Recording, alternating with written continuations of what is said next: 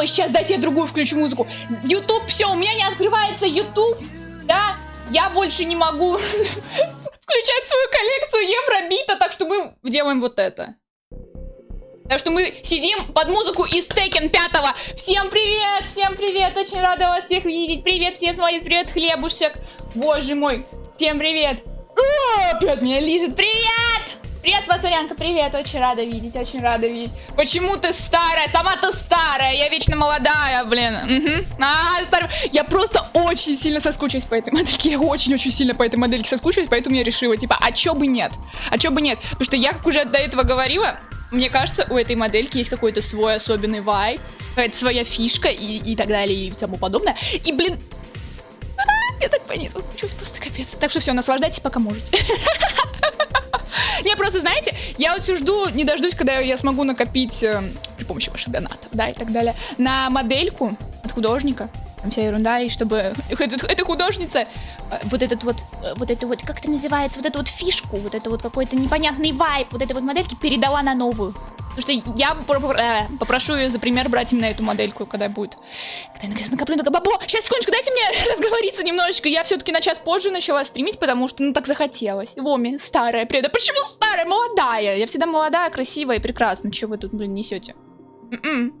А я точно правильно Tekken включила, да? Tekken. А, у меня еще... Я еще думала, типа, поставить всякие песенки из игры Knuckles Chaotix какой-то из Сеги. Короче, фиг знает, что за чушь. Не обращайте внимания, я сейчас разболтаюсь немножечко и станет полегче. Хорошо? Потому что, ё-моё, я же в прошлую субботу не стримила. Я вообще не смогла до конца, короче, провести недельный марафон, как и планировала, потому что мне в один момент стало очень плохо. Просто капец. Я очень мало спала, я очень была эмоционально вымотана, и я все это время, короче, сидела, лежала и восстанавливалась. Ну, короче, мне это было необходимо. Я, в принципе, до сих пор чувствую небольшое такое, ну, не выгорание, некую усталость, да, все равно она у меня ощущается, она присутствует. Но в меньшей степени, в принципе, я могу еще с вами говорить и так далее. Кстати, если возвращаться к теме модельки, да, я недавно решила посмотреть цены на риг у одной ригерши, которая мне очень нравится, да. Я очень долго искала ее, во-первых, где у нее там цены написаны. В итоге нашла на каком-то сайте, ну, там цены обозначены. Я смотрю, такая, типа, что полностью заригать будет стоить $550. Вроде бы, что-то в этом роде. Но я такая, умножить на 100, ну 55 тысяч, блин, много. Ну ладно, подкопить можно. А потом я смотрю чуть-чуть наверх, а там написано Чиби модель. Чиби модель полностью заригать, это будет $550. Я такая, прикол. А полноценную модельку сколько будет? Листаю дальше. Вижу, полноценная большая модель. Полнорост? $1200, типа уже 100к. Я думаю, куда? Я просто офигела. Я потом начала повсюду искать других риггеров. Нашла риггер, который более в низкой ценовом диапазоне работают. Но ё-моё, мне не особо нравятся их работы. Но я, в принципе, их собрала, парочку штучек. Буду потом думать и, знаете, буду решать проблему по мере поступления. Но я офигела! Сколько не было стримов, для меня как будто вечность, ё-моё. Я стримила 4 дня подряд, и все равно вам недостаточно, да? Поэтому я и буду себе сам ригать. Я вот тоже начала задумываться, типа, может самой заригать мне эту модельку. Типа, ладно там огромные деньжищи потратить на саму модельку от крутого художника, да? Может самой заригать, там вся ерунда. Типа, смотрите, как я ригаю, вот это вот. Вот особенно вот это. И эту прядку ублюдскую. Мастер рига, мастер рига, это я. Я уже реально об этом задумываюсь, просто капец какой-то. Это ужас. Музло, кстати, качает, в принципе, не так уж и плохо. Если так. Блин, я о чем-то еще. Я вспомнила, что я хотела рассказать. Ё-моё! Знаете, что я буду делать в скором времени? В общем, короче, вы же все, наверное, знаете, я об этом говорю постоянно, каждый раз, когда появляется возможность. У меня проблема со здоровьем есть, некие проблемы со здоровьем, из-за которых у меня не идут стабильно месячные. Да, добро пожаловать на мой подкаст. Сегодня мы не стесняемся говорить о месячных. И каждый раз мы об этом не стесняемся говорить, да. И мне мама посоветовала, такая, типа, слушай, я хожу на иглоукалывание. Может, со мной походишь? Я такая говорю, нет. Она мне давно это предлагала. А я все время отвертывалась, потому что я боюсь иглоукалывания. У меня очень низкий болевой порог. Я ужасно боюсь, что в меня будут тыкать иголочками. Мне не хочется этого, типа, извините меня, увольте, нафиг оно мне надо, да? Она такая, уговаривает меня, потом такая, ну слушай, есть у этой женщины, которая мне делает иглоукалывание, она еще делает какое-то прогревание, вот это вся ерунда, короче, китайская медицина, вот вся такая штука, короче, может, ты на прогревание пойдешь? Я такая, ладно, пойду на прогревание, хорошо. Она, короче, там записалась к этой докторше. Угу. И мы пехом, короче, шли до ее клиники. Чтобы вы понимали, я живу далеко от центра. Мы пешком топали до центра и далее, да, по городу, капец. Я тоже скучала, боже мой. Я очень люблю стримить, я просто обожаю, вот, капец, это дело. Бизнес-план: научиться ригать, не тратить на риг свои модельки, плюс терять других людей кучу денег за риг. Мне, кстати, мама постоянно предлагает, типа, слушай, может, ты тоже начнешь, типа, деньги брать за то, чтобы ригать или там рисовать модельки. А я что-то думаю, типа, ну мне сил не хватит, я буду постоянно просирать дедлайны. Короче, на меня пернули, зачем? Зачем? Не надо на меня пердеть, я рассказываю про китайскую медицину. Ну, в общем, доперли мы до этой врачихи, да. Мы, короче, опоздали, потому что мы задержались по пути, да. Мы опоздали к ней, ей уже надо было уезжать, там вся ерунда, поэтому мы зашли вместе в кабинет с мамой. Я даю ей всякие свои анализы, которые я делала год назад, потому что я когда обследовалась, да, я сдавала кровь по 800 раз, наверное, за прошлый год. Это ужас какой-то был. Перед месячными, во время месячных, после месячных, иди сдавать кровь, давай. И ну, типа, ё-моё, я уже устала, у меня вена, я клянусь просто.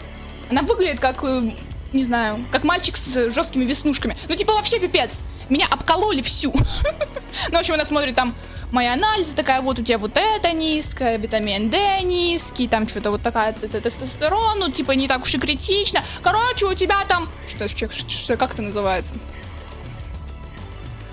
Я забыла. Короче, у тебя вот кое с чем проблема есть. Вот, ну ты смотри.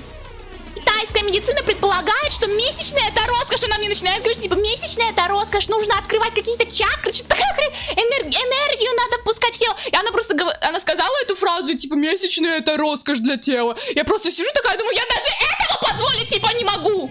Какого фига? Я не могу позволить себе даже эту роскошь.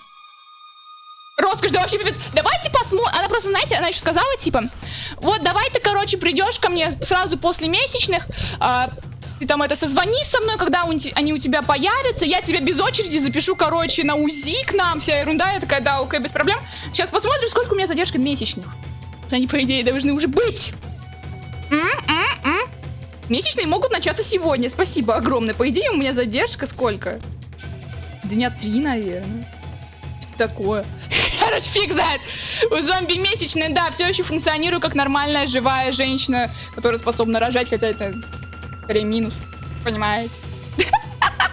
Вообще, ну, я даже такой роскоши недостойна, понимаете? Я больше не могу ничего требовать, наверное. Я даже не могу позволить устроить, короче, проходку по красной ковровой дорожке, да? Типа, не могу я себе это позволить. Я, к слову, недавно писала, блин, в комментариях в ТикТоке, как у нас переводятся разные... Не помню, как называется. Мы ж, короче... Некоторые люди стесняются говорить слово месячные и придумывают, блин, какие-то завуалированные фразы для этого, типа, да? И я все эти завуалированные фразы, которые вспомнила, я переводила их в комментариях в ТикТоке, потому что, ну, типа, по теме видео было. Типа, мы в России говорим, приехали гости из Краснодара. Или началось наступление Красной Армии. Или, блин, знаете, моя самая ненавистная вещь, как завуалируют месячные. Просто какой кошмар. Некоторые люди говорят, киска мордочку разбила. Я думаю, заткнись нахрен, ты даже более мерзко звучит, чем месячные. Это с учетом того, что слово месячные звучит вообще, знаете, вообще не мерзко ни в коем разе. Просто продать свою идеальную матку. Блин, хорошая тема. Блин, вот бы можно было продать свою идеальную матку безо всяких, знаете, этих самых... Как это называется? Без всяких последствий для моего здоровья. Я бы была благодарна. Но вообще, кстати, моей маме не нравится, когда я говорю что-то по теме. Ой, блин, вырежьте мне матку и так далее. Она говорит такая, типа, не надо такого говорить, доча. А то вселенная все слышит. И ты потом бесплодная будешь. Заморозь яйцеклетки к 27 годам. Ну, типа, вот такое. Вот такое мне говорят. Ужас, да я согласна, блин. Киска мордочку разбил. Я раньше называла месячные кровавая баня, когда мне было, знаете, странно говорить слово месячные. Был такой период в моей жизни, когда я стеснялась этого слова капец как. Кровавая баня, считаю, норм звучит. Вообще супер. Угу. К слову, вот этот вот сайт я нашла, где Есть сборник разных песен и музыки из видеоигр. Боже мой, это прям реально кладезь офигенная. Тут столько всяких, блин, композиций есть. Прям вообще, я даже несколько скриншотов наделала, потому что я послушала пару песен из разных альбомов, из разных игр. И, боже мой, меня прям вдохновение бахает до создания какого-то стрима или какой-то, блин, я не знаю, еще чухни. Кровавая барышня! Да, салтычиха. Боже мой. И просто я там искала, сидела. Как это называется? Shadow Hearts, да? Вы же, наверное, кто смотрел стрим с папой моим, да, который был в четверг. Папа играл у меня в Shadow Hearts. Ему, конечно, эта игра не особо зашла, потому что по большей мере это жанр такого текстового JRPG, да. Но все равно, я эту игру прошла, 30 часов на нее потратила, с удовольствием абсолютно, знаете. Мне очень понравилась эта игра. И я сейчас буду рассказывать вам про финального босса этой игры, потому что это просто какой-то капец. Он мне выжрал все мои нервы. Единственное, что меня спасало от того, чтобы просто забросить эту игру нахрен на последнем боссе, так это офигенная музыка у этого босса. Я просто хочу вам ее показать, что она мне капец как нравится, и объяснить почему. Сейчас, дайте-ка. Где она тут? Она называется Имброглио. Что за чушь, блин, а не название? Во. Я, короче... Чисто эта музыка спасала меня от того, чтобы не забросить эту прекрасную игру. Эта игра реально очень классная, она мне безумно понравилась. Я прохожу периодически вторую часть. Угу, понимаете. Сейчас идет спокойная такая музыка, такая тры-ты-ты, да, вся ерунда. Это не то. И вот это вот тоже электроничное, это вообще не то. Когда начнется один момент, я просто вам сразу... Я надеюсь, вы поймете мой восторг. Потому что там реально... Этот босс, он мразь полнейшая. Я дохла на нем, наверное, раз 5. И ладно бы, если бы я просто дохла на нем раз 5. Там есть еще кое-какие условности, о которых я расскажу чуть попозже. О, боже мой. Просто слушайте. Я даже погромче чуть сделаю.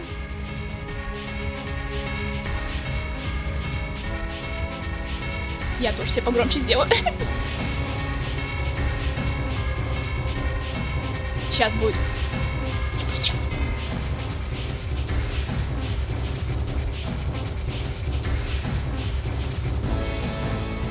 Сейчас будут колокола. Сейчас будут они.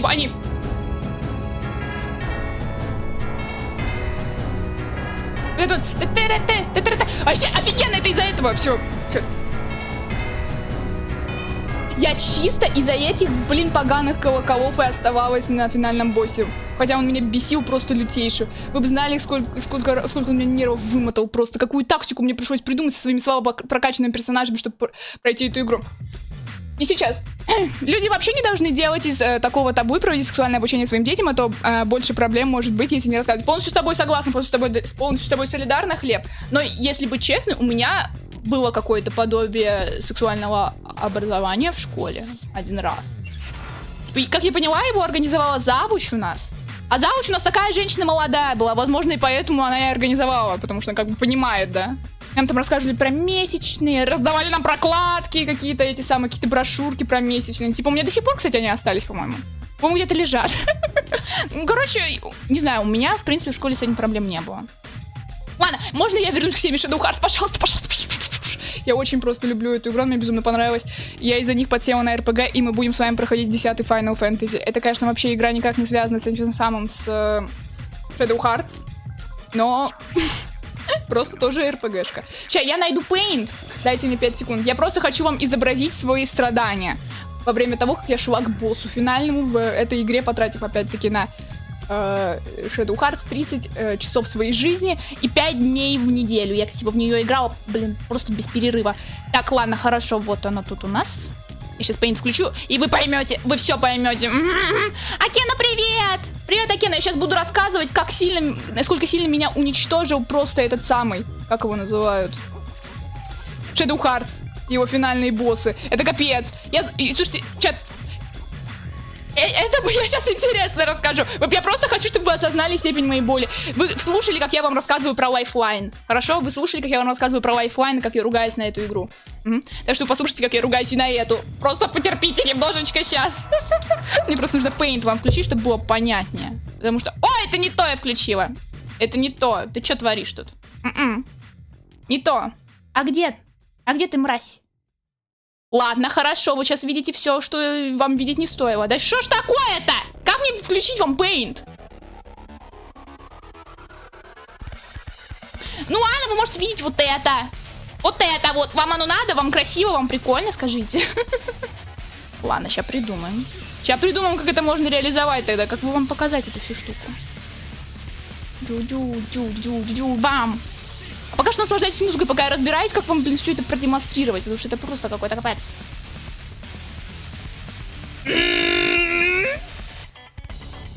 Я тоже могу это видеть.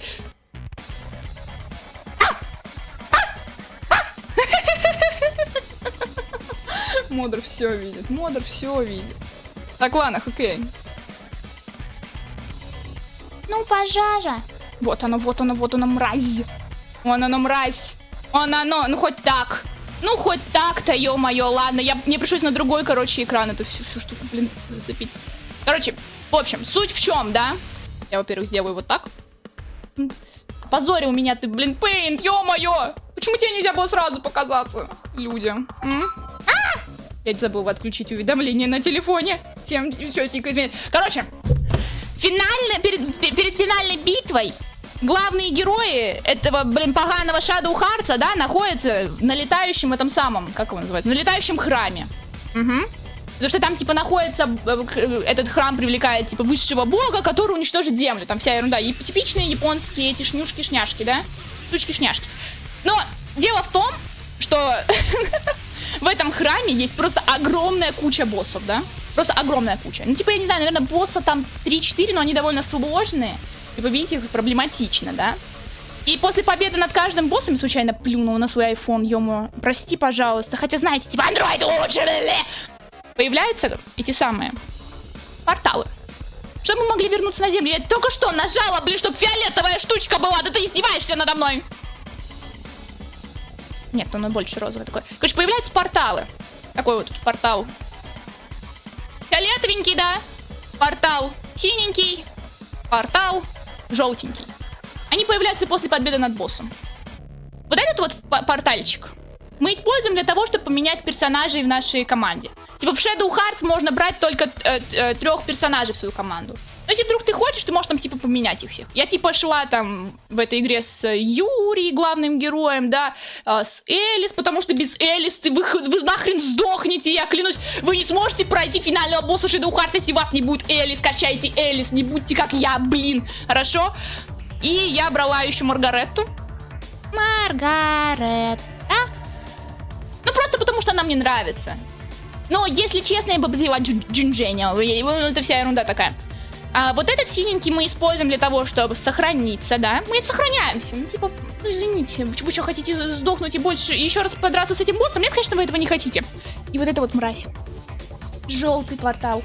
Желтый портал мы используем для того, чтобы вернуться обратно, типа, на землю, да?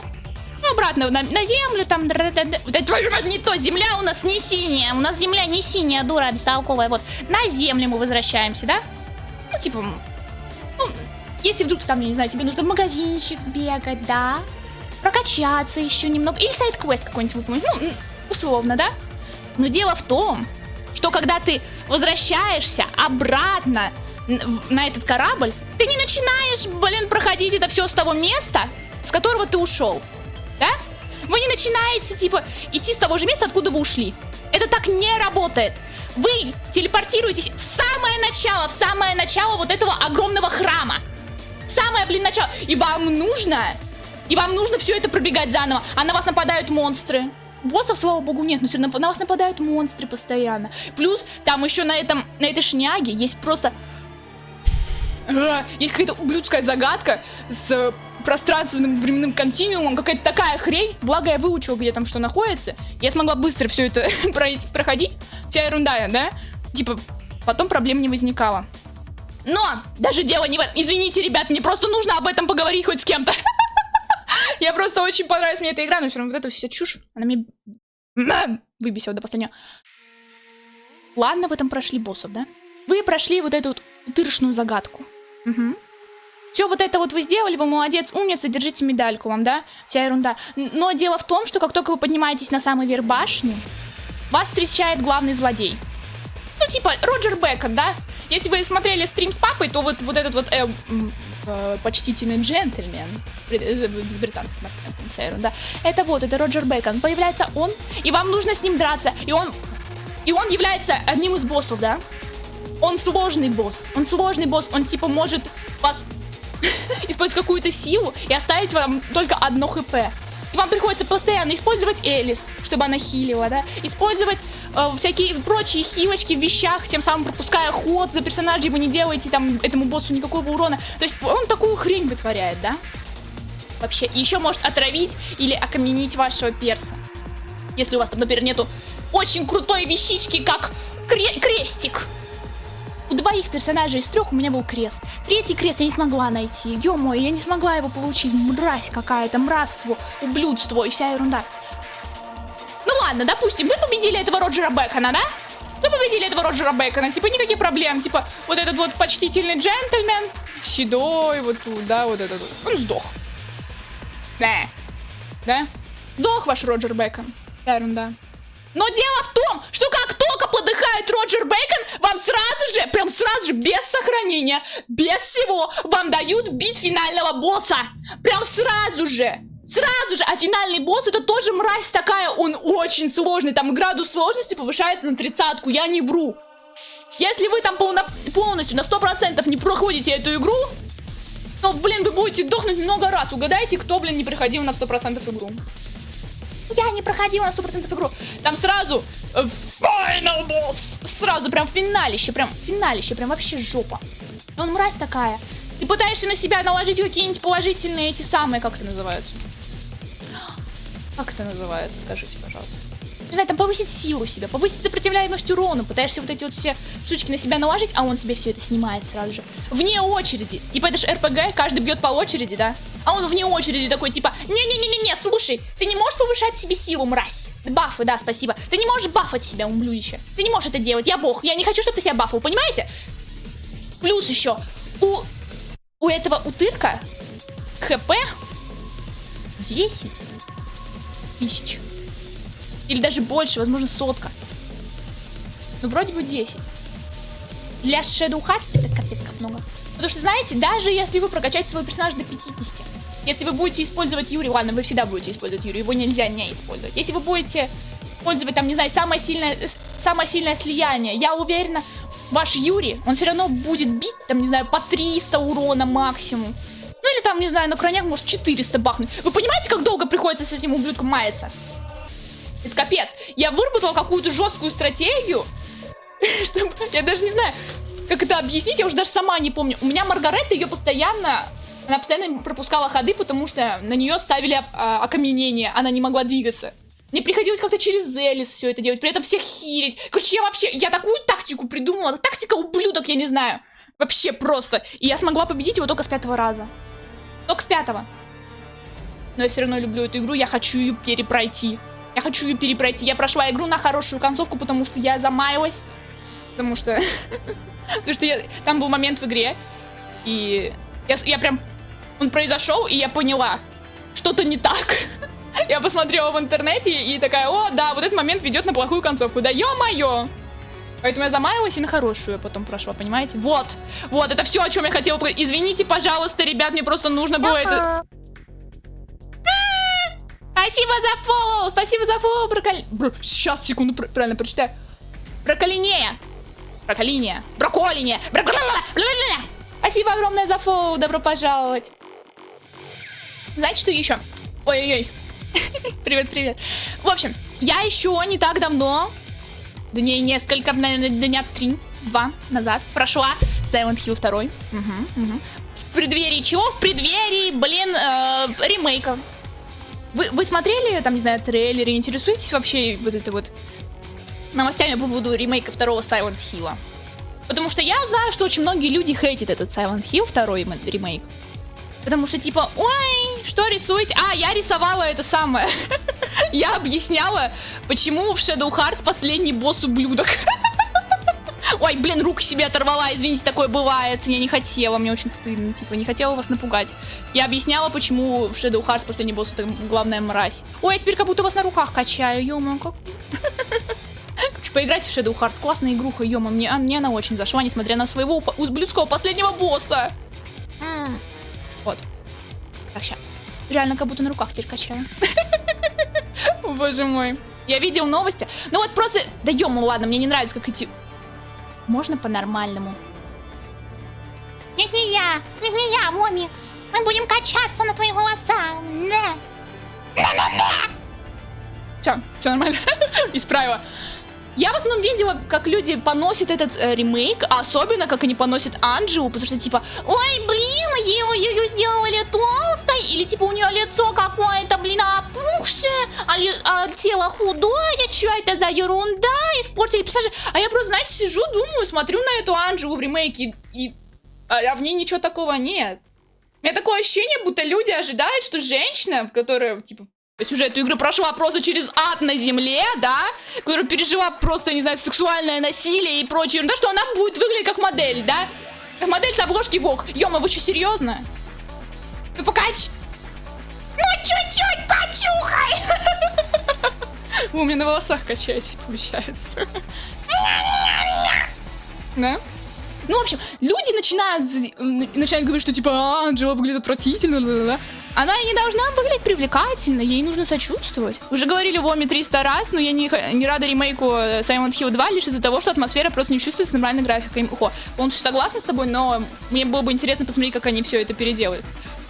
Но правда, да, типа Silent Hill 2 ремейк очень сильно напоминает, блин, Resident типичный. Знаете, вот это вот эра ремейков Resident, вот и Silent Hill рядышком с ним откуда-то затесался. Вот прямо так же, даже история. Но в принципе я жду. Тибой лучше, что это такое? Такое сейчас задрулю. Мне кажется, они ничего не поменяли.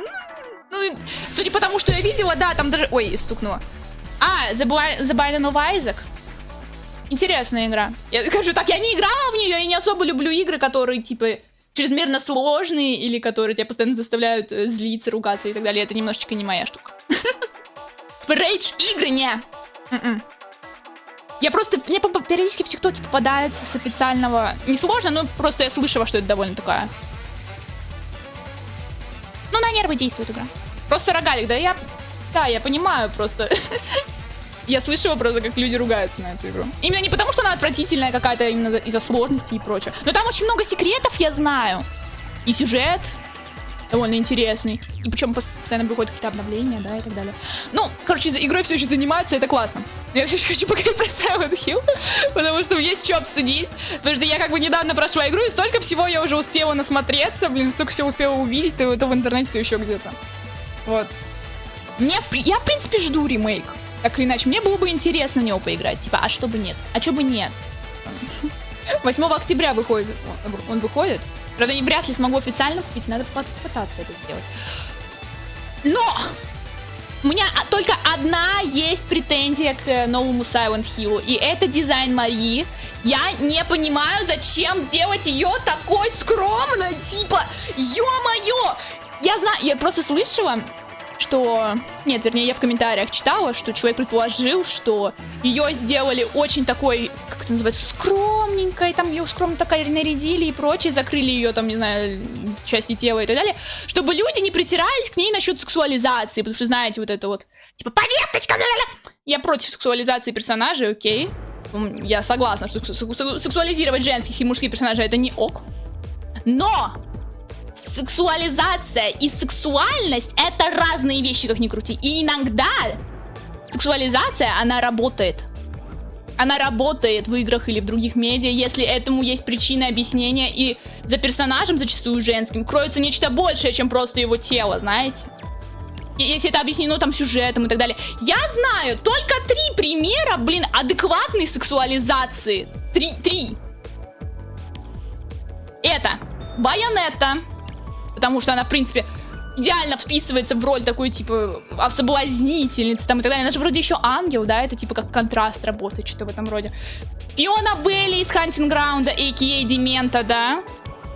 Потому что, как бы, все и крутится на том, что ее видят как сексуальный объект, и это добавляет хоррора в хоррор-игру, и это классно. Я люблю Hunting Ground, моя самая любимая игра, да? И, собственно, Мария из Silent Hill, потому что она что? Она является сексуальной фантазией главного героя, да?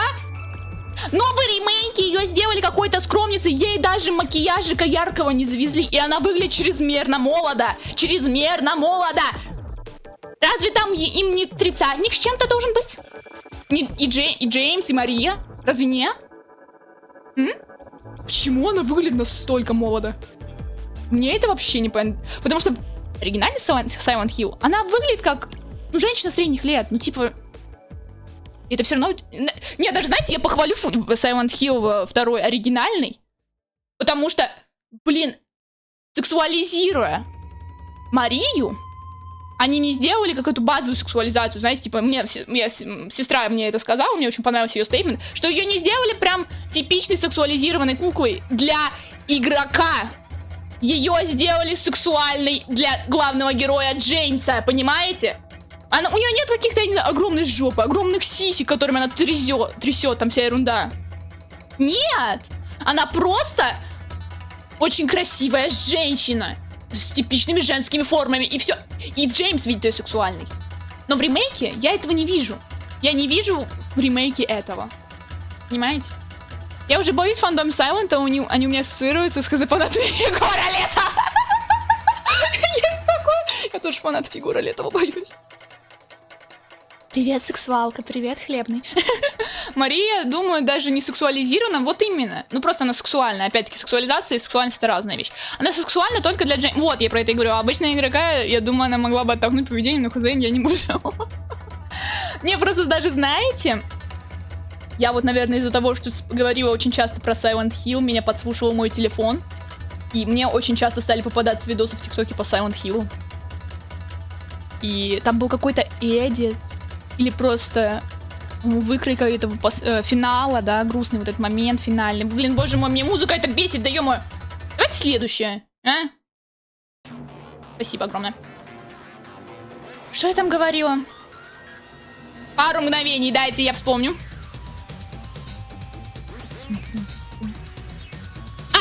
Вот эта вот вырезка последнего финального момента, вот этого грустного, чувствительного, там вся ерунда. Типа как контраст, знаете, что вот игра такая страшная, пугающая, со всякими вот смыслами потаенными и прочее, и в конце вот она такая трогательная, прям, знаете, вся ерунда. И, блин, я захожу в комментарий, а там какой-то чел пишет что-то, какую-то хрень, типа, блин, Джеймс не заслужил всего этого, Джеймс не заслужил того, что происходит.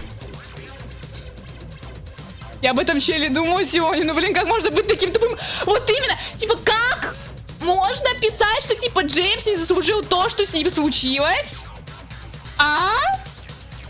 Типа, извините, если вдруг это для кого-то спойлер, просто игра старая, и я предполагаю, что люди хотя бы базово, возможно, знают сюжет. Но если что, я сейчас его немножечко перескажу. Если зайду в ТГ, то у меня половина реков состоит из репостов. А ты смотришь мои репосты? Знаете, я просто... Это моя мечта, чтобы кто-то при мне смотрел мои репосты в ТикТоке. Типа, я что, зря репощу, что ли? Я буквально...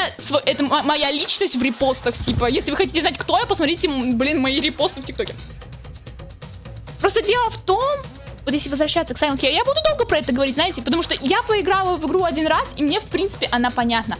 Джеймс не является положительным персонажем. У Джеймса буквально были галюны в Silent Hill, это уже показывает, что он херовый человек, который заслужил это именно. Вы нет, надо добавить тебя в друзья, чтобы попадать. Добавляй. Или ты на меня подписана, а я нет. Не, я на тебя подписана точно, а ты на меня нет. Так что можешь на меня подписаться. Блин. Я отвлекаюсь, забываю, что я хочу сказать. Я говорю про Джеймса, да? Да, я говорю про Джеймса. Да что ж такое-то? Я помню, когда тут просто сказал, что мы реабьюзим Джеймса. Так, блин, погоди, не спойлери, сейчас я просто доберусь до этого. Нужно правильно сформулировать свои мысли насчет этого.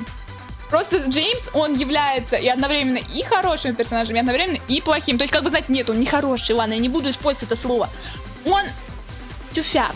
Он вообще, знаете, он трусливый человек. Но он хорошо прописанный персонаж. Ему можно и посопереживать, и сказать, что он гандон конченый, понятно?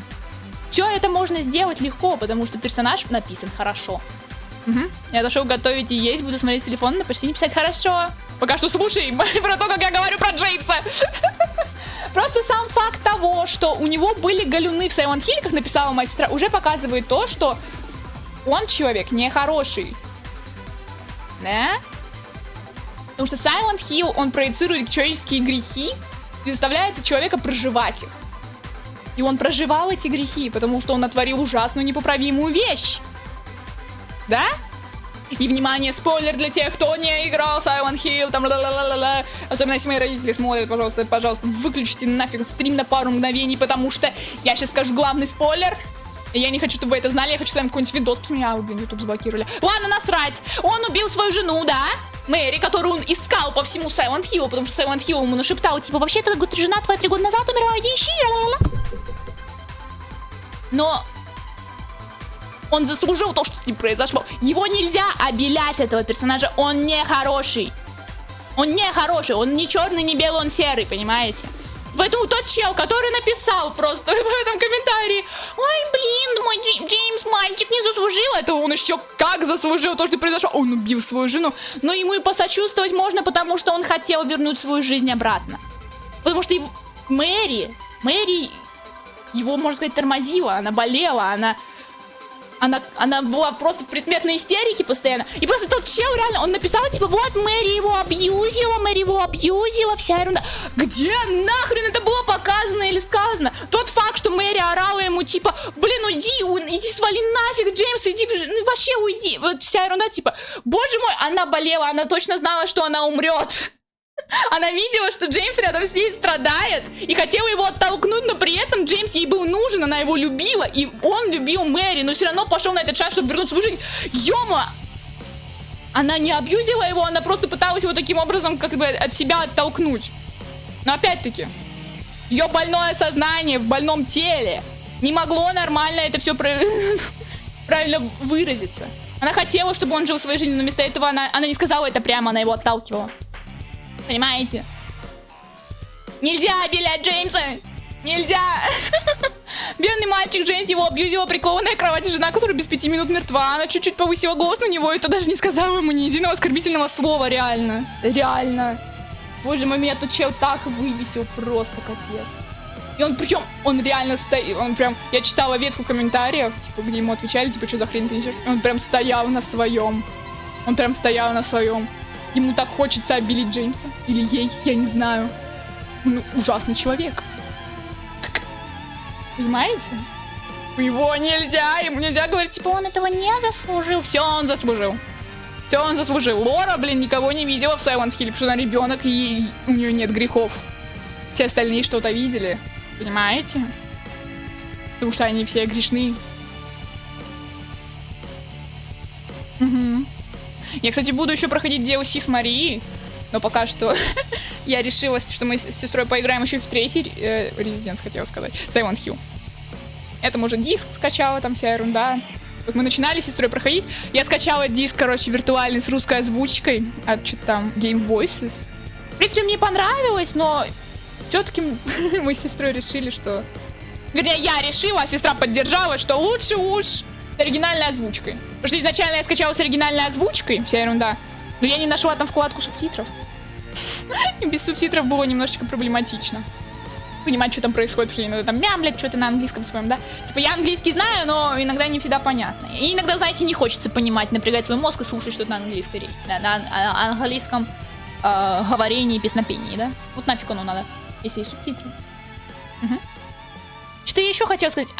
Ну мы как-то с сестрой по-ублюдски будем проходить этот Silent Hill. Вернее, я буду проходить, сестра смотреть. 2-й, получается, потом 3-й поиграем, потом, возможно, в 1-й сыграем, и тогда, если уж настроение будет, в 4-й. Я еще помню какие-то всякие другие дополнения, но я считаю, нафиг они нужны. Лучше уж чисто в номерные части поиграть. Это вам не Резидент, в который я хочу просто каждую игру зачекать так или иначе. Блин, было бы хорошо поиграть, наверное, в оригинальный 3-й Резидент на стриме. Если фиг знает, насколько это будет интересно. Плюс я еще не могу найти русский диск на просторах интернета для Resident Evil 3-го. Хотя, может, попытаться, может, я плохо ищу. Я просто еще нашла офигенный форум, где, собственно, любители вот всяких старых игр, там PS2, PS1, да, и так далее. Они там на этом форуме выкладывают, собственно, образы дисков на русском языке или с переводом на русский. Короче, вообще просто... Этот форум — это мое спасение. Я там сижу под ником Neckbreaker, чисто ставлю всем классы, чтобы получить ссылочку на скачивание, знаете. И все, больше ничего я не делаю. Ничего больше не делаю. Ой. Вот, как-то так. Блин, что еще?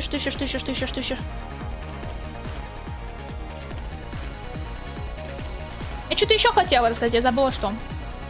А я хотела поделиться планами на стрим свой. Блин, даже не знаю, стоит ли или нет. Именно на другие стримы, потому что как бы у нас сейчас немножечко простаивает давно уже обещанный. Засмеялся, проиграл челлендж. Кто засмеялся, тот ублюдок.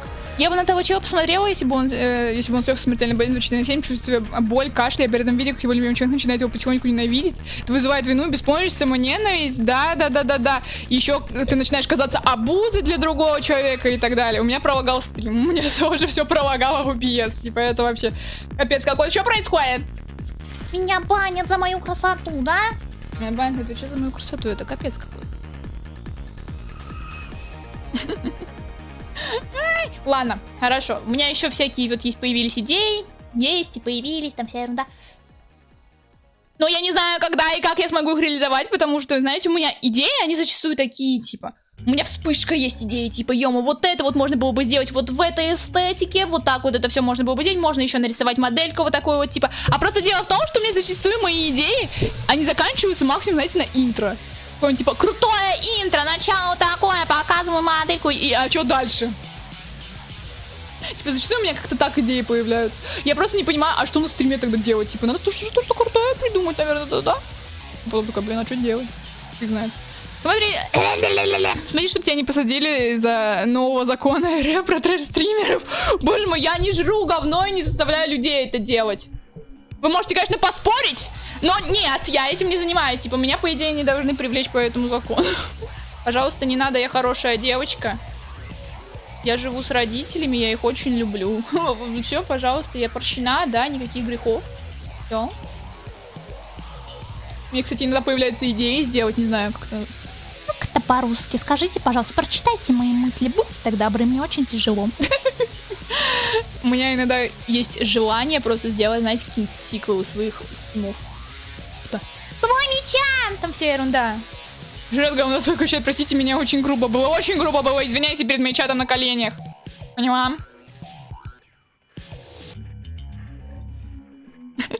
А я же еще подготовила, короче, этот самый, как его? Сюжетный стрим, да? Подготовила, плюс еще дополнительную всякую шнягу нарисовала, потому что он должен был быть в воскресенье. Но я слегла, умерла и воскресла, да? Я дорисовала еще кое-каких шняг штук.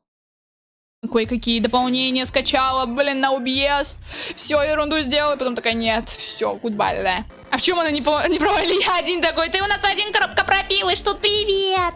Привет, копрофилыш! Угу. Кстати, хочу вот кое-что вам показать. Знаете, я просто нашла такую штучку. Я это еще использовала на стриме для этого самого, как его называют? На стриме По рогам и копытам, да? Мне, короче, очень понравилось делать вот так. Я, то есть, беру YouTube студию и начинаю делать ее меньше, из-за чего картинка становится пиксельной, и мне это капец как нравится. Я просто от этого кайфую, типа, вы гляньте. А? Мне это безумно нравится, шняга, я не знаю, я хочу ее использовать всегда, я хочу всегда так стримить, но, пожалуй, людям не всем так понравится. Типа, это прям вайб. Это прям, я не знаю, как будто бы я в телеке. Мама, я в телевизоре, привет! В советском таком или, я не знаю, каком-нибудь уродском, блин, пузатом телевизоре. Ё-моё, сейчас только... Видеть бы, как нормально все это сделать обратно. У меня очень маленькая сейчас эта штучка. YouTube Studio сейчас очень маленькая. Тут окошко, я просто щурю, чтобы посмотреть, как это выглядит. Я смотрю в 160p, у меня тут литерально 1 пиксель. Давай еще меньше. Ля крутяк. Ля крутяк. Боже мой. Все, мне очень нравится. Мы будем стримить так. Мы будем стримить вот так. Вы бы видели, какой сейчас маленький... Ладно, сейчас, знаете, самое время показать вам, типа, как это все выглядит со стороны, типа... Боже мой, я даже не знаю... Если вам покажу, как эта штучка выглядит у меня... Ща. Захват окна. Погнали. Опа. Вы гляньте! Какая маленькая! Гляньте, какая штучка! Ля, как круто, когда вообще... Все, обратно. Я обратно в 1080p. R рублей, понятно, все, я вернулась к вам на базу, все нормально. Ладно, короче, сколько у нас людей тут? 4, отлично. Я тогда буду рассказывать сейчас секрет какой-то, который я придумала. Я придумала кое-какую шнягу. Вы просто сейчас послушайте и скажете, норм идея или нет. Ну-ка, посмотрите. Ладно, хорошо, потом расскажу. Через пару мгновений. Ща. Прям реально пиксельная хрень какая-то. Невозможно просто, смотри, как ты это смотришь, сеструнь. В общем, у меня появилась идея. Я хочу немножечко тральнуть, нагнуть русский витубинг. И у меня, короче, такая идея появилась. А что если я создам... Для меня это всегда больше 380R. Спасибо огромное, спасибо огромное. Если что, я знаю, что это пи. Я знаю, что это пи. Если вы будете меня исправлять, то вы будете пикадор. Поняли? Все, тихо всем. Я рассказываю. В общем, у меня появилась идея. Что если мне сделать фейковое объединение? Типа с какими-то очень удачными условиями. То есть я, например, условно сделаю 5 моделек, да? Сама там дизайны придумаю, сама там сделаю рик и так далее. И сделаю из другого аккаунта там оповещение, типа в разные там группы, типа вот у нас тут в объединении есть набор, вы получите свои модельки там на таких вот условиях, там вся ерунда. А потом стримить сама, как эти модельки. Типа я умею менять голос. Типа, мне вообще не сложно вот так говорить. Могу там еще как-нибудь сделать голос, да? И еще выше, да? Или вот... Или вот так. Шептать. У меня, типа, 2 микрофона. Есть у меня есть вот этот, на который я обычно говорю, да. У меня есть вот этот. Я могу и этот использовать, типа, вообще no problems. Ой, блин. Все нормально. Я думала, я 2 микрофона включила. Я думаю, у вас там вообще эхо жесткое. Я могу скачать, блин, там, не знаю, стримлапс, чтобы с разными этими самыми стримить качествами. Можно еще какую-нибудь прогу скачать, там, типа, для изменения голоса. Типа, а чё бы нет? А потом устроить в этом объединении полную взбучу. Типа, там начнется какая-нибудь хрень. Там начнутся драмы, скандалы. Можно... Знаете, я вот сегодня об этом думаю. Типа, может там сделать вид, что это какая-то секта. Может, заодно деньжат, кстати, нахаваю на все это. Типа, на Твиче буду стримить, там, не знаю, Donations Alerts прикручу каждому каналу. И будут люди мне кидать там мои сисястые огромные модельки, типа, по $1000. Я не знаю, вот такая вот ерунда. Я нашла вот объединение новое, думаю вступить туда. Моя моделька и лор хорошо туда впишется. О, ну хорошо. Я думала раньше про всякие эти самые объединения. Мне папа постоянно говорит про Вистарс. Но я что-то не хочу. Вообще не хочу. Птенец меня тут сердечками тут меня кидает. Ну как вам идея? Что в целом я могу запариться, я могу там придумать сюжет, там, да, делать там, не знаю, купить какие-нибудь эти аккаунты, да, в ВК и так далее. Наделать там шуму. Потом, типа, в конце карты раскрыть. Вот такая ерунда. Типа, как все это прописать, типа, я, ну это имба люблю. Да, это было бы забавно, я думаю, типа. Простите за мат, да и попрощаем. Прощаем за наебалово, все нормально. Не, мне было, я не знаю, мне кажется, это вполне себе интересно. Типа, а чё бы нет? Ну хотя, опять-таки, знаете, у меня всегда такое, типа, надо обязательно, чтобы все было нормально, а в конце был хоррор. Надо все это обязательно делать так. Я обожаю хорроры. Я обожаю все превращать в хоррор. Я обожаю эффект неожиданности. Почему я не могу делать наоборот что-то? Нам нужно так только делать. Я еще хочу, вот, кстати, пиксель-арт научиться делать, потому что я скачала, вернее, даже не так, я купила программу для рисования и анимирования пиксельных всяких изображений. Я все еще не умею это делать. Я, блин, все лето хотела научиться делать модельки в блендере. Откладывала, и теперь у нас заблокировали YouTube, блин. Чаще стримить сделать фейк-фтуры, чтобы стримить через них. Блин, извините, я не знаю. Мне просто иногда кажется, что мне нужно попробовать новую амплуа. Понимаете? Вот прям... У меня есть такая необходимость. В принципе, даже если я буду стримить как другие ютуберы, чисто теоретически, я могу сильно, наверное, не стараться. Просто, знаете, даже сидеть, типа...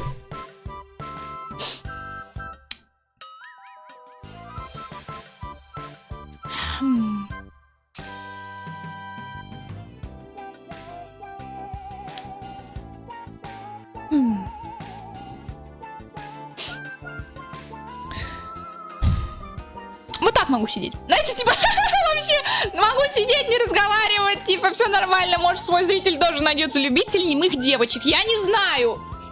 У каждого свой вкус, у каждого свой фетиш. Какая-нибудь такая ерунда. Куда мне знать? Куда мне знать, что хочет массовый зритель?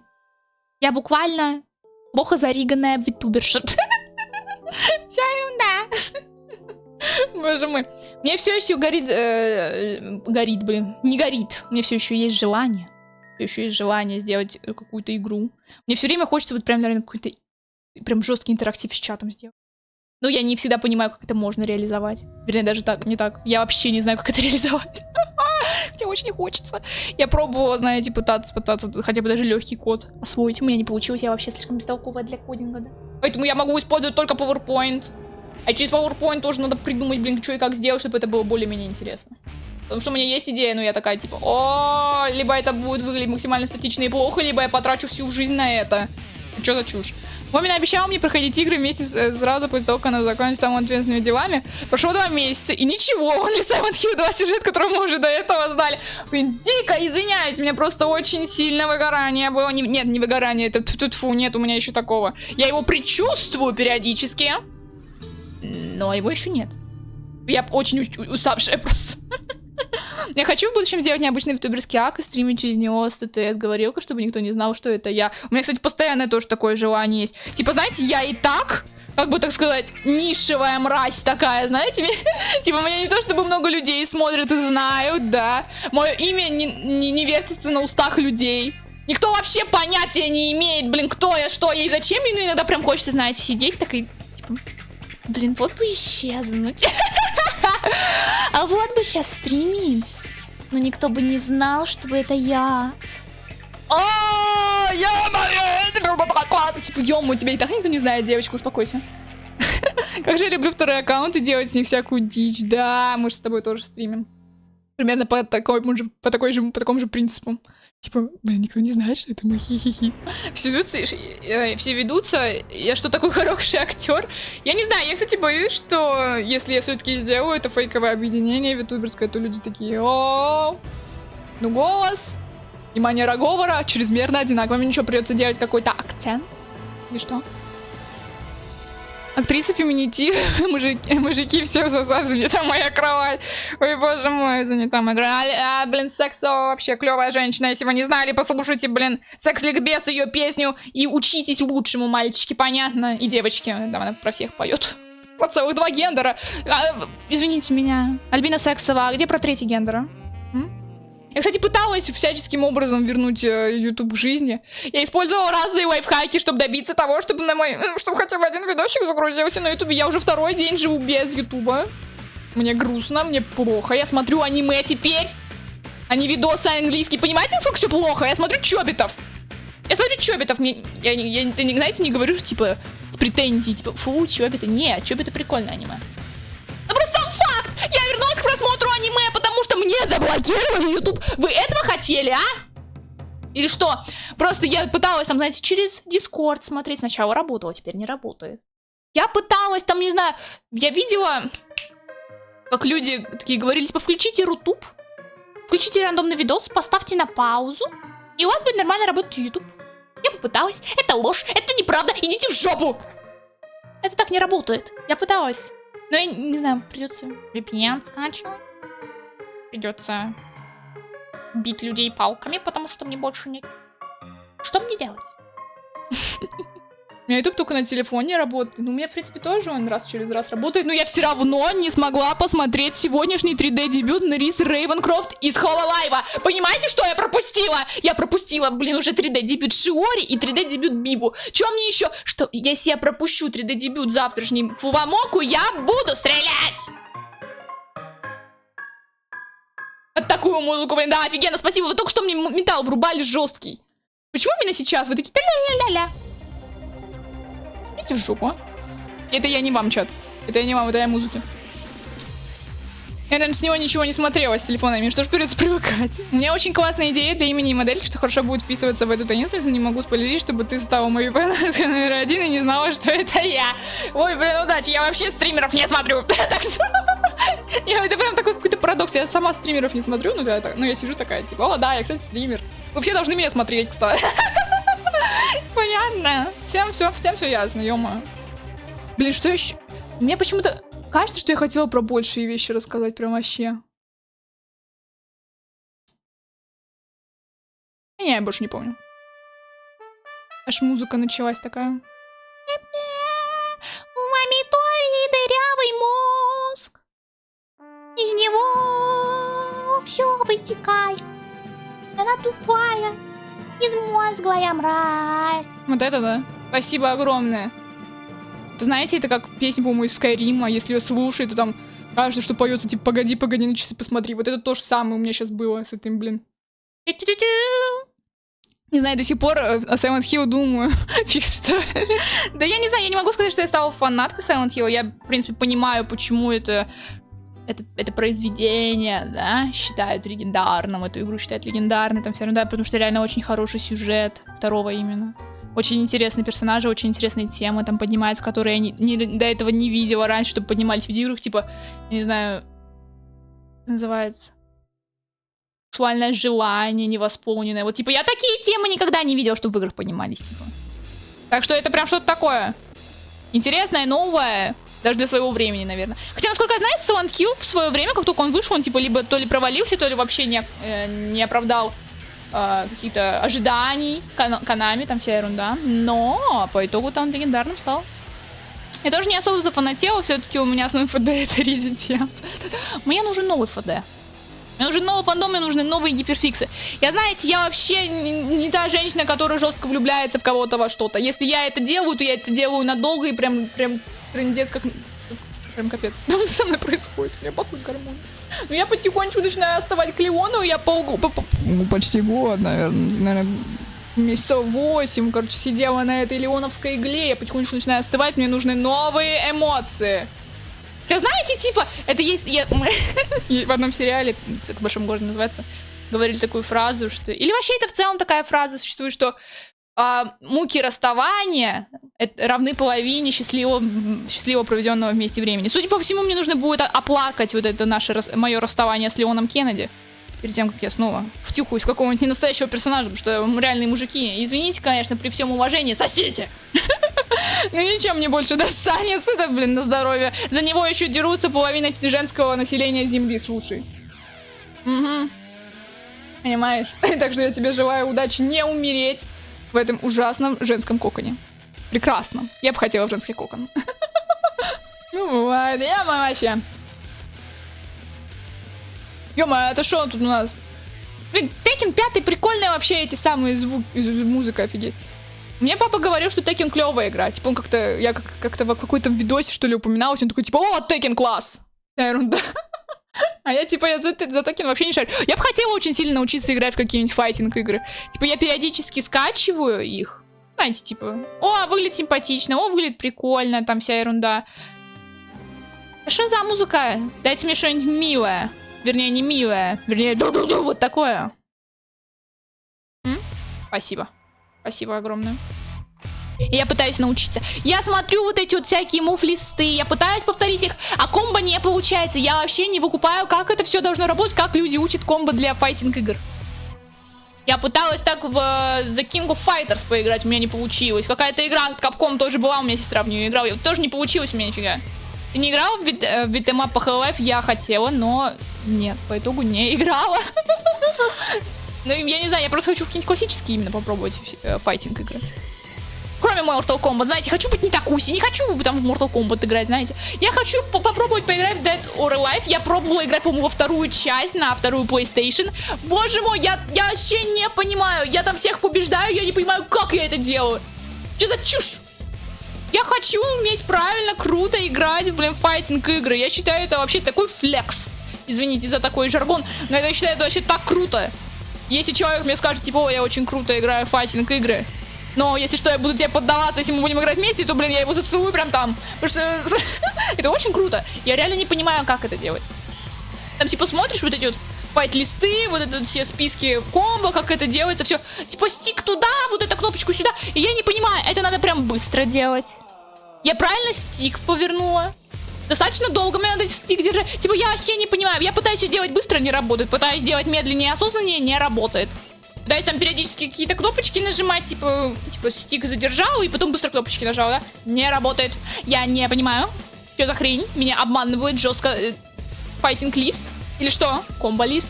Извиняюсь, я не знаю ваши все названия. Блин, вот тут. Я не фанат файтингов. Мне буквально пару часов назад подписчица нахваливала Tomb Raider, захотела зашерить, потому что там 27 частей, пара фильмов и комиксы, и мы там куку. Я тоже хочу в Tomb Raider, кстати. Блин, Лара Крофт, ё-моё. Я пыталась играть в какую-то игру по Ларе Крофт на третью PlayStation, но я там обосралась, как только мне дали руку, сказали стрелять. Типа, я не умею, отстаньте. Думаю, файтинги это не мое. Да я тоже думал, что это не мое, но все равно, знаете, вот это вот желание. Желание, типа.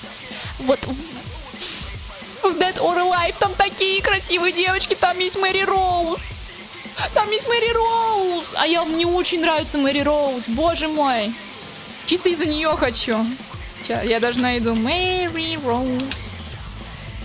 Dead or Alive. Ай, блин, не дописала Alive, ну ладно. А, на Мэрие пишется Роуз. Театр, ладно, Мэри Роуз. Вон она. Вон она, вон она. Сейчас покажу.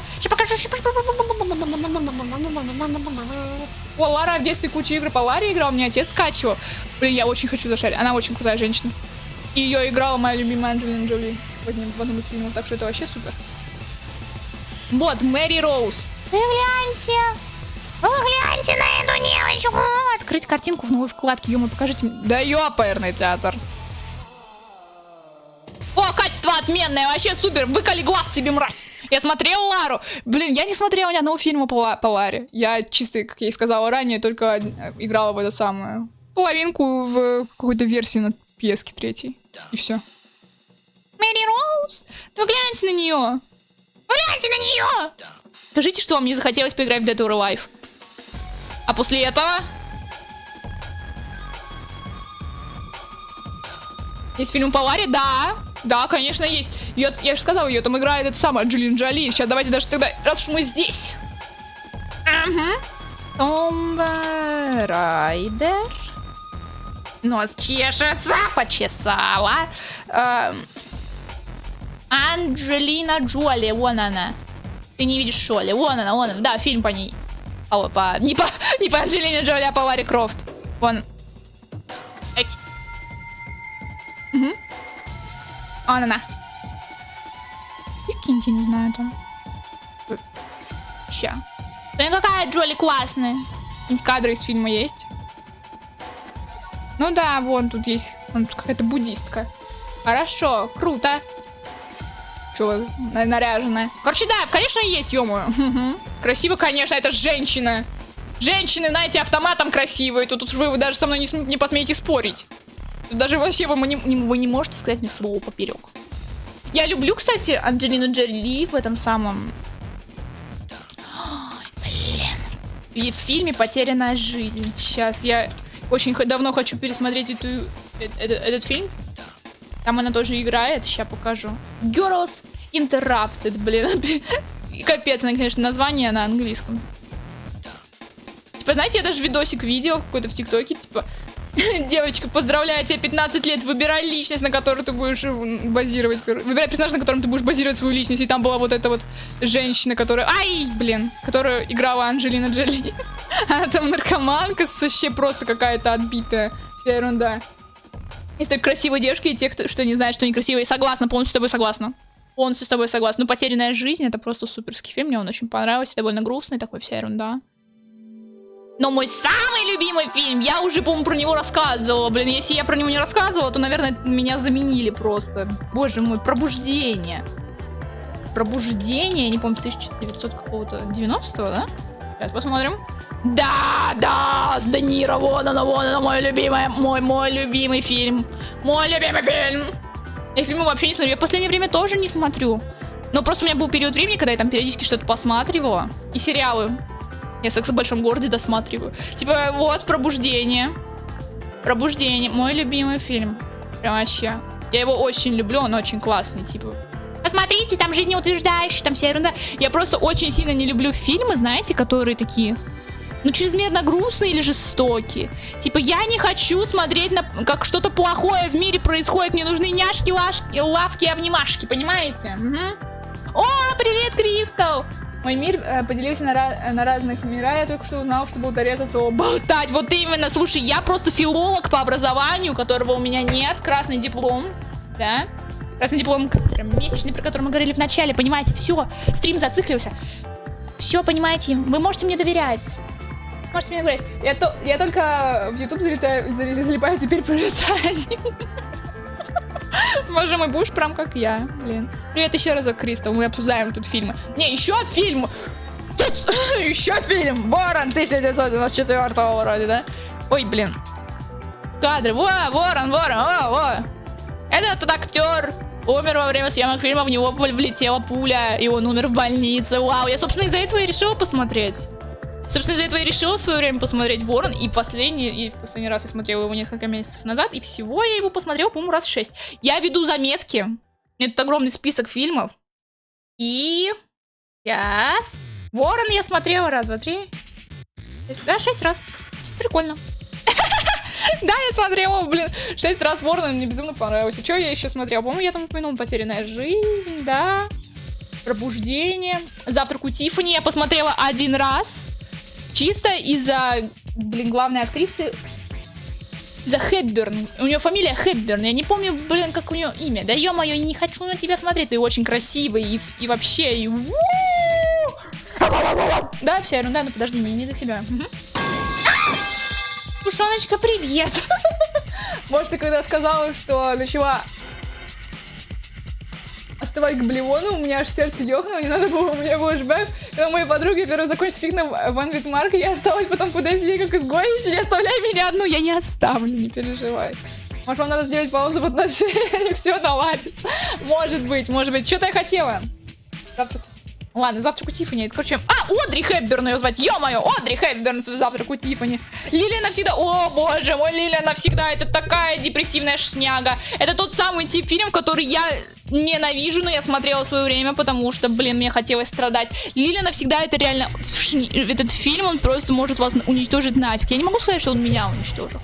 Но он прям реально на 10-й минуте я уже, блин, сидела заплаканная. Вы понимаете масштаб? Вы понимаете масштаб? А дальше в этом фильме нет ни одного момента, где с героиней происходит что-то хорошее. Ни одного. Все в депрессии, все в депрессии.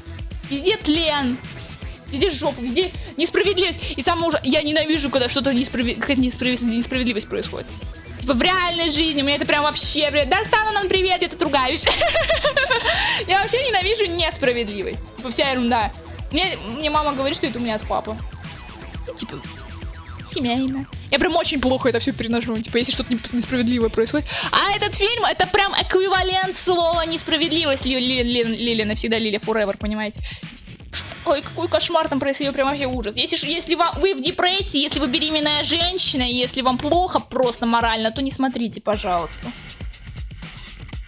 Меня от концовки не порвало на слезу, как мне обещали там всякие люди в интернете. Типа, концовка меня уничтожила, я сижу, да. Концовка меня не уничтожила. Это типа что-то закономерное, что должно было, понятное дело, произойти. Это немного грустно. Но, блин, 10-я минута фильма, и я уже в слезах была, понимаете? Ё-моё.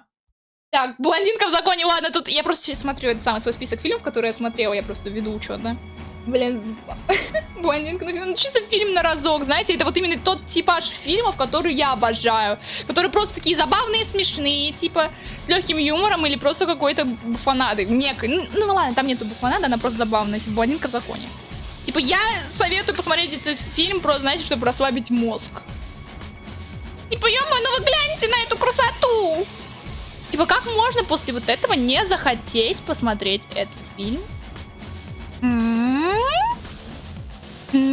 Как можно не хотеть посмотреть этот фильм? Он, кстати, очень интересный. И в конце, даже типа про типично бестолковую блондинку, которая пошла учиться в Гарвард на юриста, да? И в конце, как она раскидывает там просто в суде всех, это прям надо видеть. Это прям надо видеть.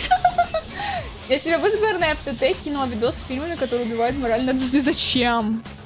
Зачем? Не надо. Какой меня фильм прям морально убил.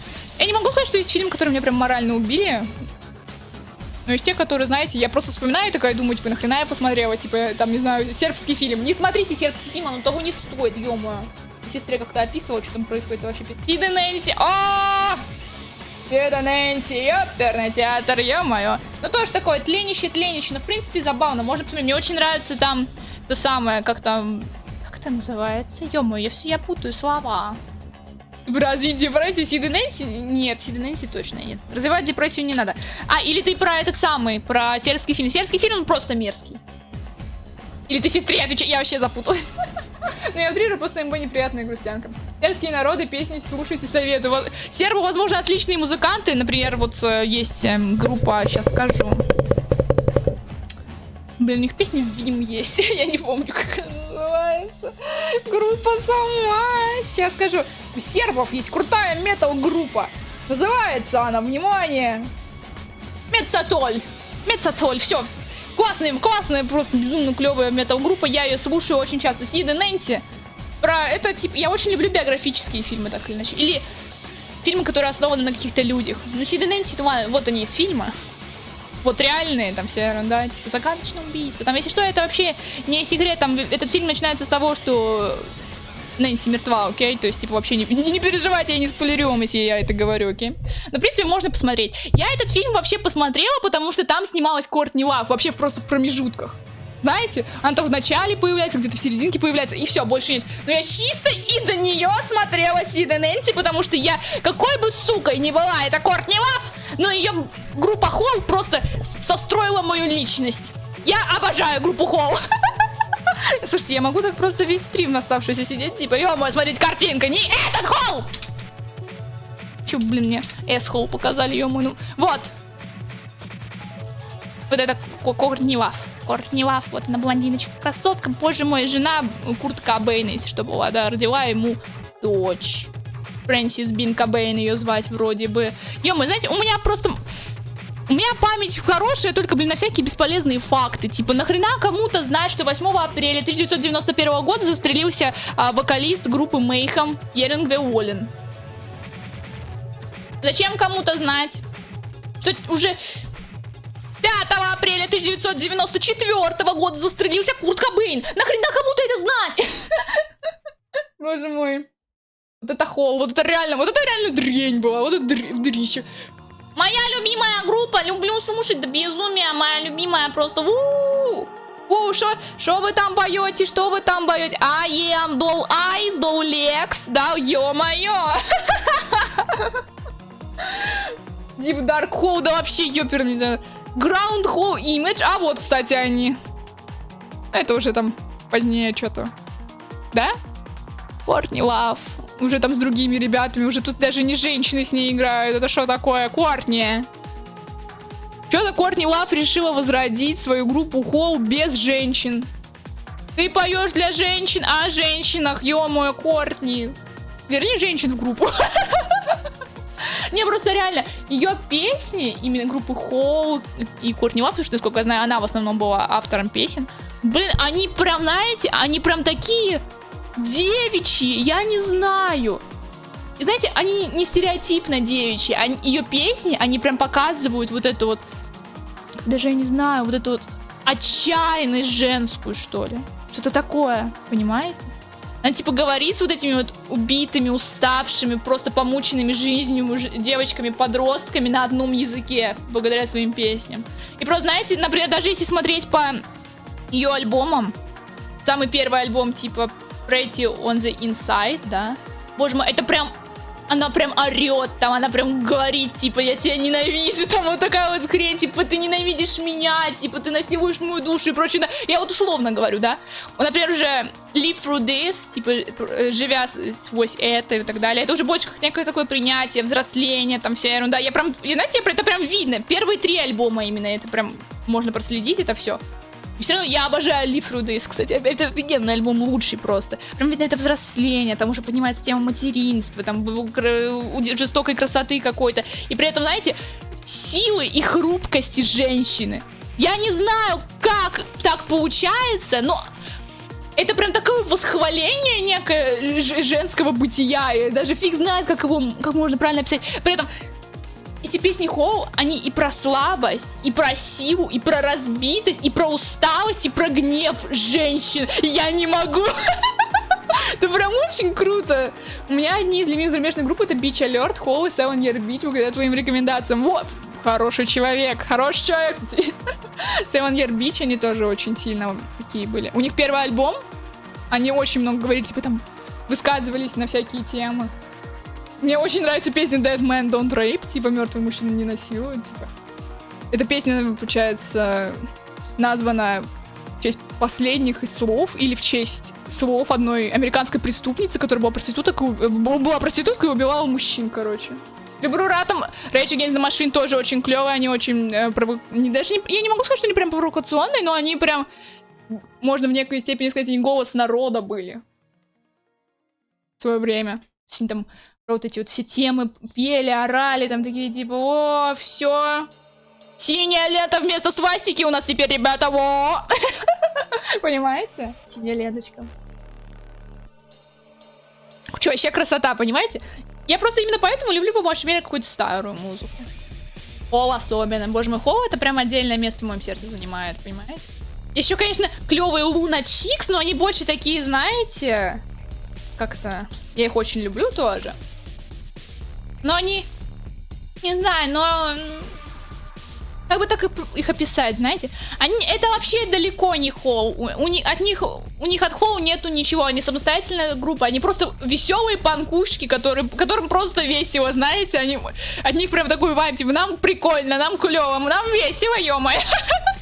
Они очень клевые, у них песни классные. Вот Luxury Problem. Офигенный альбом, мой самый любимый, он очень клевый. Я его несколько раз переслушивала, мне он очень-очень нравится. И у них какой-то свой стиль есть. Они старого или нашей группы, ты что-то слушаешь, только те группы, пожалуй, которые сейчас признаны инагентами, и я лучше не буду их произносить, и то подумаю, типа, что я поддерживаю там их. На всякий случай. Короче, почитайте список инагентов, всякие русские группы, там, рока и так далее, тогда поймете. Ладно, скажу, пофиг, Сплин. Я очень люблю Сплин. Мне он очень нравится. И Ногу свело, прикольное. В принципе, некоторые песенки я могу послушать. У папы много дисков есть, Ногу свело. И Аукцион. Да, и еще раз, да, Аукцион клевая вещь. Аукцион очень клевая вещь. Аукцион, через И пишется. Он. Дяди. О, альбом Птица, вот, мне очень много песен оттуда нравится. Альбом еще Как я стал предателем, еще хороший. Да не сюда, я не хочу сюда. Аукцион, Как я стал предателем, да-да-да. О, вот этот вот. Да ёшкин кот, что ж ты за джампскер-то? Просто дайте, покажите мне штучку. Вон. Очень люблю. Не знала, что не инагент. Ну да, есть такое. Сейчас там вообще этот клеймо довольно легко получить. Видите, что? Я там не поддерживаю все, что он говорил. Музыка старую слушаю именно, знаете, не того, как он типа поменял какие-то свои политические взгляды, там все ерунда. Я чистая. Я кистая, понимаете? Все нормально. Вот, Как я стал предателем, хороший альбом. Очень много прикольных песен. Я не могу сказать, что я прям полностью альбомы слушаю. Я не знаю, что-то у меня не доходит никак ушки нормально послушать что-то в полной мере от Аукциона. Типа я несколько песенок там слушаю, типа Дорога, Птица, Спи, Солдат, Осколки, да, Охотник, типа вот такие песни я слушаю, вообще клевые. Особенно песня Охотника из альбома Как я стал предателем, она мне очень нравится.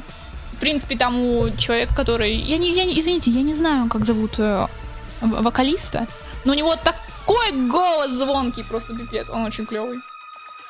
Ногу свело мне, я тоже не особо много слушаю. У меня не так много песен сохранено, но как минимум я могу выделить одну песню, и это «Сибирская любовь», она довольно забавная. В целом, Ногу свело они очень странные. Типа, они могут петь просто, знаете, про это самое... Про разные части тела на латыни. Типа вот такое, сиська-поп-коляшка, вывих-перелом. Типа, это буквально то, что там поется. И там разные такие анатомические названия, блин, под музыку, в рифму. Все. Есть еще Сдоб Шиздуб. Но я не могу сказать, что они русские. Они вроде не русские, они из Молдовы. Они из Молдовы, это молдавская группа. Клевые тоже, в принципе, неплохие. Они вообще такие экспериментаторы, ё-моё, то они в одном альбоме какой-то экспериментальный хардкор лобают, то в другом они там, не знаю, пробуют что-то поспокойнее, то они на русском, то они на молдавском поют, там вся ерунда, понимаете, вообще, они все пробуют. У меня, кстати, по-моему, есть альбом. По крайней мере, мой папа покупал белое вино, вроде называется, белое и красное вино. По-моему, у меня есть альбом от Зуб Шиздуб. Да, штучка. Из инагентов мой любимый, наверное, Оксимирон. Я 2 года назад ни за что не подумала, что он будет моим любимым рэпером. Мне, к сожалению, рэп вообще немножечко не мой формат. Мне очень редко что-то нравится в рэпе. Возможно, мне нравится по большей мере нью метал с элементами рэпа. Вот это я еще могу терпеть. Ну да. Я не знаю, там... Не Лимп Бизкит. Как это называется? Я не помню. Я не помню название всех вот этих вот групп. Если мне прям они не заходят, я в них не углубляюсь и не запоминаю их название. Типа, если мне понравилась только одна песня ваша, ребят, то я даже не удосужусь запомнить ваше название вашей группы, окей? Так, вот Табоки Бивер тут есть, боже мой. Вы знаете от Табоки Бивер? Это японские панкухи, они такие клевые, они мне очень нравятся, ё-моё. Сейчас, тут есть у меня какая-то... Daruf Kissing Candles, это Кендис, это не то. Грета Ван Флит, это классика, это мы не будем упоминать. Сейчас скажу, где тут у меня рэпчина есть. Headplate какой-то у меня есть, Feel Like Porn, одна песня, типа, там вроде элементы рэпа есть. Но прям рэп-рэп я не слушаю. У меня такой, ладно, вру. Ладно, вру, я вспомнила. Я вспомнила кое-что. Я вспомнила, что... У меня иногда бахает такой период в жизни, и мне хочется слушать попсу. И вместе с попсой я начинаю слушать еще и... Как это называется? Еще и всякий американский рэп. Американский рэп это, да... Сэр Камелот, Дожа Кэт! Это все мы, да, я это хаваю, мне это нравится. Дожа Кэт особенно, я очень люблю Дожу Кэт. И песню особенно Woman. Woman, let me be. Вот это класс. Супер. Спасибо огромное.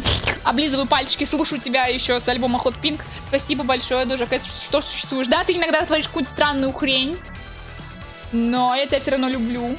И никогда не проматываю твои выступления в ТикТоке. Ты такая красивая. Это, пожалуй, все. Русский нет.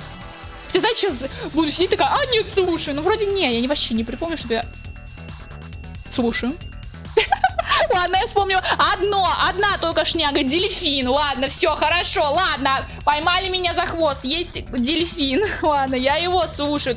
Но я не слушаю все его песни. Они мне все не... Ну, типа, мне только некоторые нравятся. Типа, Океан резкости есть у него. Альбом 2001 года, по-моему. Ой, неправильно написала резкость. Вот, да, ну вон она. Океан резкости. Я, по-моему, Ота показывала эту группу. Вернее, не группу исполнителя. Он исполнитель, это не группа. Вот. Мне папа показывал в детстве, я просто так... Какая... Песня «Любовь», «Вера», «Я буду жить». Это мы хаваем, это очень вкусно. Это очень вкусная шняшка. Просто дельфин, он прям реально, не знаю, какой-то смысл вкладывает в свои текста. Это прям клево. Особенно песня «Любовь». Я когда ее в более осознанном возрасте послушала, уже начала вникать в слова, я прям сижу такая... Фига ты стелишь, ё-моё! Это очень крутая песня, типа, и очень крутая у нее лирика, она мне очень нравится. Вообще суперская. Есть еще у каждого «Драгдилер», это любимая песня моего папы, и «Я люблю людей». Это мы тоже, это тоже классные штуки.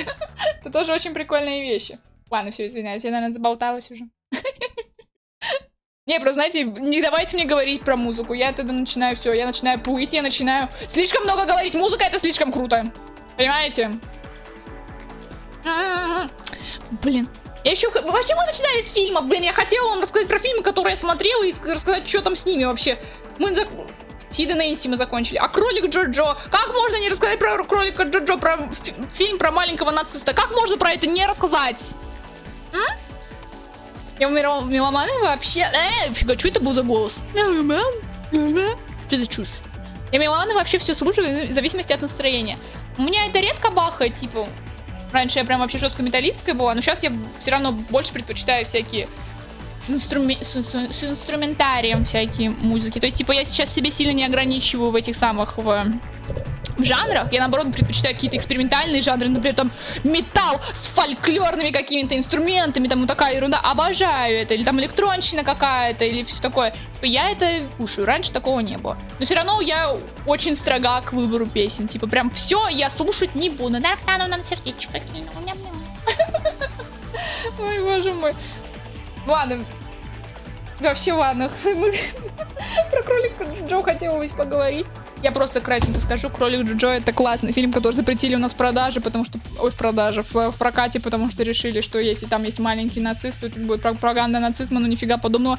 Это один из самых смешных фильмов, которые я видела, который медленно превращается в такую драму, после которой хочется заплакать, а потом снова радоваться, что все хорошо. Это классный фильм, я смотрела его 4 раза, и каждый раз, когда ко мне приходит кто-то в гости, я заставляю его смотреть этот фильм. Он мне очень нравится, я смотрела его уже 4 раза, рекомендую всем. Хорошо? Это не реабилитация нацизма. Посмотрите сначала фильм первыми. Вашу мать, там вообще другой посыл. Спасибо огромное.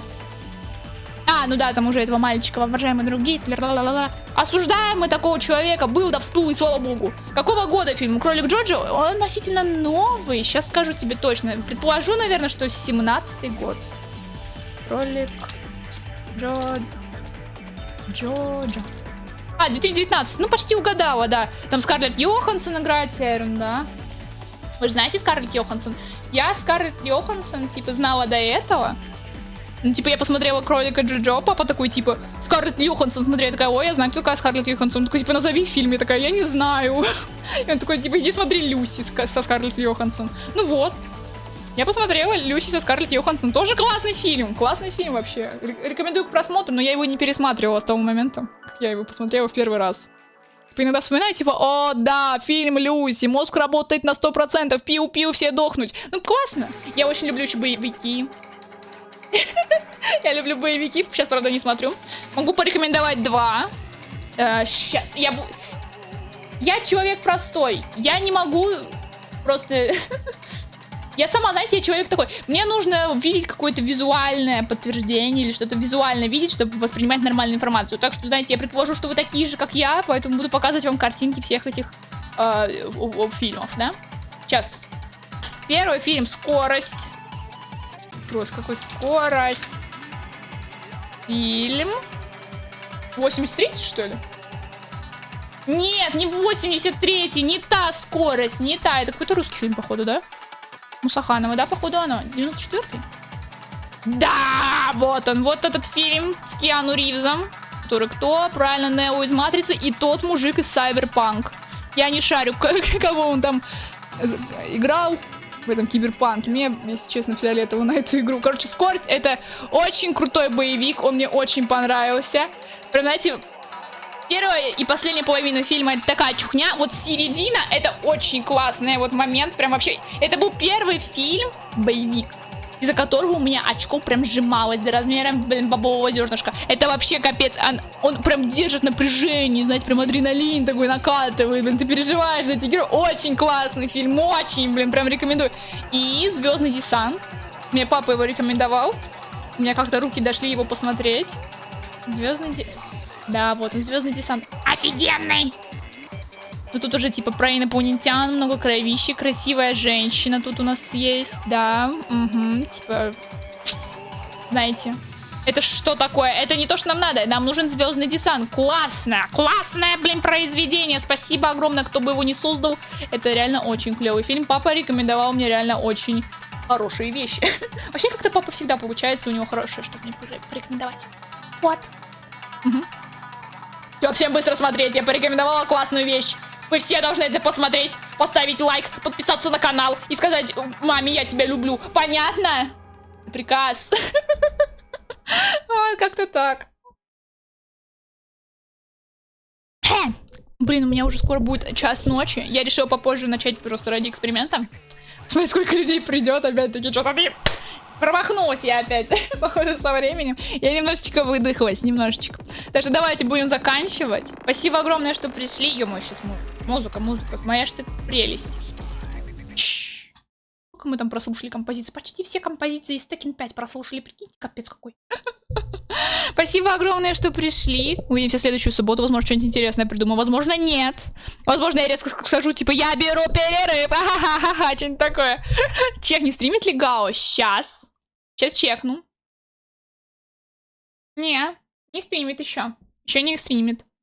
Пока что нет. А что, он планирует сегодня стримить? И мне еще стримить, пока он не постримит? Или что? Я уже не выдержу. Возможно, приду к нему, там, поздороваюсь и уйду спать, потому что я что-то это... Вообще, начинаю прям клевать носом, и иногда у меня проскакивают какие-то непонятные слова. Ну ладно, я с ним и вот будем играть. Вон оно что. Ну тогда удачной вам игры, еще раз спасибо. А я пойду. Пойду спать. Мне еще постельное белье надо менять. Понимаете, насколько мне лень, а это надо делать. Спасибо за стрим, спасибо, что пришли. Я уж 30 раз это сказала, но это правда. Спасибо большое всем, кто был. Ой, все, я спать, я уже все спать. Да, все, спасибо. Увидимся в следующую субботу. Ё-моё, какая-то я вообще вялая.